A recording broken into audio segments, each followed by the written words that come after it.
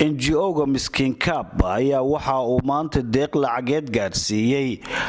indhoolayaal iyo agoomo gaaraya in ka badan 20 qofood. Gudoomiyaha NGO-ga Miskiin Kaab, Faysal Cabdi Cartan, ayaa TV-ga Boosaaso Live TV uga warbixiyay deeqdan iyo meesha ay ka timid iyo dadka ay gaarsiinayaan.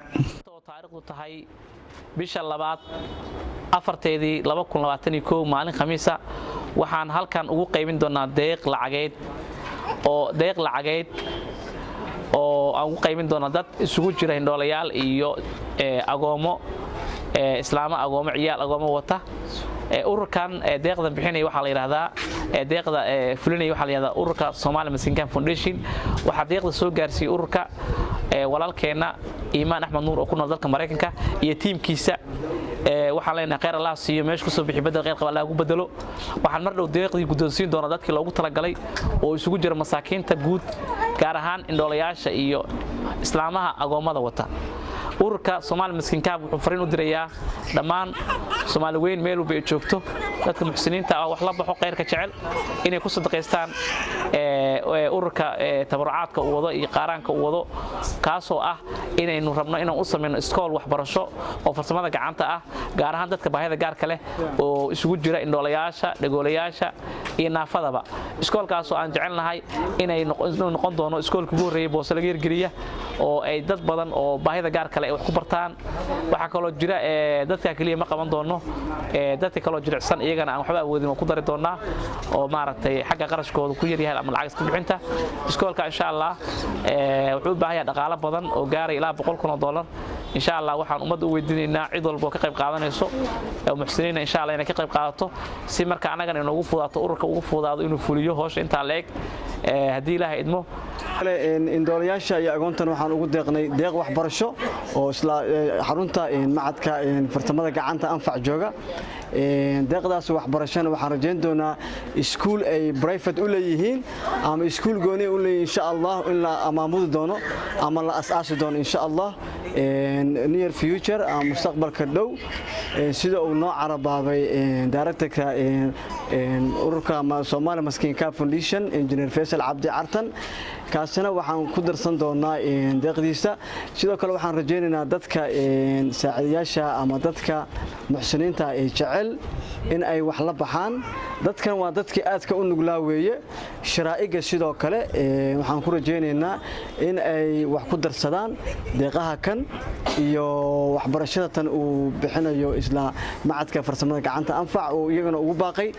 dadkuna waxay u baahan yihiin indhoolayaasha marka la yiraahdo waxba la barayaa maanta waxay u baahan yihiin qalab aad u badan sidoo kale brailleska baa la rabaa qalab gooni wax ku bartaan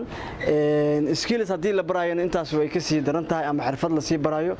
annagu maanta waxaan ugu deeqnay deeq waxbarasho horeyna waxaan ugu dirsan jirnay Miskiin Kaab Foundation lacag deeq laakiin maanta waxaan ku carabaabnay in deeq waxbarasho aan ku darsanay qaar ka mid ah indhoolayaashii iyo agoontii deeqda la gaarsiiyay ayaa iyaguna dhankooda ka mahad celiyay deeqdan soo gaartay waxaan ku mahadinayaa Ilaahay subhanahu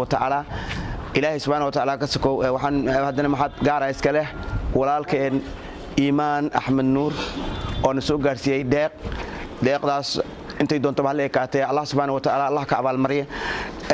waxaan codsanayaa dadka Soomaaliyeed muxsiniinta inay ku daysadaan Iimaan iyo gabar ka horeyso Aamine la yiraahdo Iimaan iyo tiimkiisa Allah subhanahu wa ta'ala Allah barakeeyo Ilaahay subhanahu wa ta'ala حوليها وتزودوا فإن غير ذات التقوى واتقون يا أولي الألباب ذاتك إسلامك الله سبحانه وتعالى وحفريا إني مرول بسعاويان إني مرول بستناسلان إني مرول بالنحريس السوئيغان Soomaali meel walba joogto waxaan ka codsanayaa sidii Iimaan iyo tiimkiisi ay Aamine iyo imaam iyo gabadha ka horeysay kulli dadkaas inay ku daysadaan indhooliyaalka iyo qolyaha agoonleyda waxaan u baahanahay waxbarasho waxaan u baahanahay hooy waxaan u baahanahay caafimaad waxaan u baahanahay wax walba baah gaaraan dadka qabannahay waxaan u baahanahay waxay ku jiraan Allah subhanahu wa ta'ala xaqiisa jiraan dadweynaha akoonadooda ku jiraan waxaan Ilaahay subhanahu wa ta'ala weydiisanaynaa in dadka Ilaahay subhanahu wa ta'ala noo saba iimaan in Allah barakeeyo usuga tiimkiisi dadweynaha iyo kale waxaan ka codsanayaa ilaahay subxaanahu wa tacaala allah idin barakeeye iskuulkan indhooliyaalka waxa waaye macallimiin gaar oo leeyahay sidii noo sheegay wuxuu leeyahay qalab gaar ah qalabkaas sidii marka hore injineerka u sheegay wuxuu ku $100,000 $100,000 maanta wax ay tahay malaha waa lagu bixin lahay waxyaabo kale oo maala yacni waa lagu bixin lahay ilaahay subxaanahu wa tacaala fadligiisa waxaan rabnaa inaan nacaawisiin iskuul kaliya waxbarasho marna waxaan rabnaa xafiis annaga gaar aan leenahay waxaan rabnaa hooy annaga aan leenahay waxaan rabnaa meel walbo alxamdulillah kii walbo annaga naga midahoo tuugsanaya quraxdaas wareegaya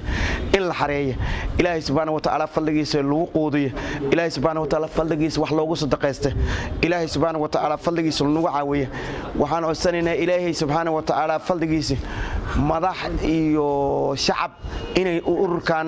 Somali Miskiinka Foundation madax iyo urur inay u istaagaan Iimaan Axmed Nuur masaakiintaas indhoolka iyo agoonta wixii adiga oo hadda aad u soo qaybiseen mahad ilaahniga cisnayna hadan waxaan rabnaa inaad masaakiintii aad kor u qaadin qalabkii masaakiintaas oo loo dhig lahay inaad banaanka noo soo dhigtiin oo